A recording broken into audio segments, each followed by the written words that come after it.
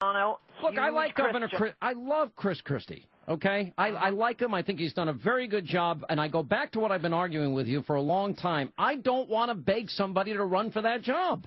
Well, it's over now. I'm perfectly copacetic with it. I do think he is an unusual and magnificent politician, but as I said on your show Monday night, look, he's made great decisions throughout his career so far. I think I will trust and agree with his decision not to run now. And part of that, as I told you, is I've been watching all of these Republican debates, and if your listeners have not been watching the debates, some may want to boil me in oil, but if you have been watching the debates, you're going to know what I'm talking about here. Romney has been very, very good. He has been very principled. He has had beautiful answers, as you and I have talked about before. His answer with the Churchill bust, magnificent. His answer on how the Republican Party appeals to Latinos. Again, I could spend a week writing an answer for that. He's been extremely good.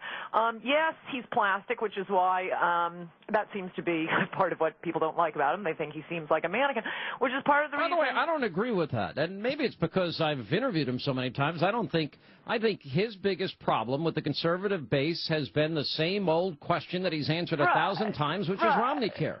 Right. No, and I'm not necessarily saying it myself, but like you, I talk to a lot of people, and the complaints are they're worried that he's a Mormon, Romney care, and he seems plastic. Wait, how can anybody question his religion when we've got a guy that sat in Jeremiah Wright's pew for 20 years? I agree. If anything, that will hurt him in the primary. When it comes down to it, I don't think that's going to make a difference in his electability.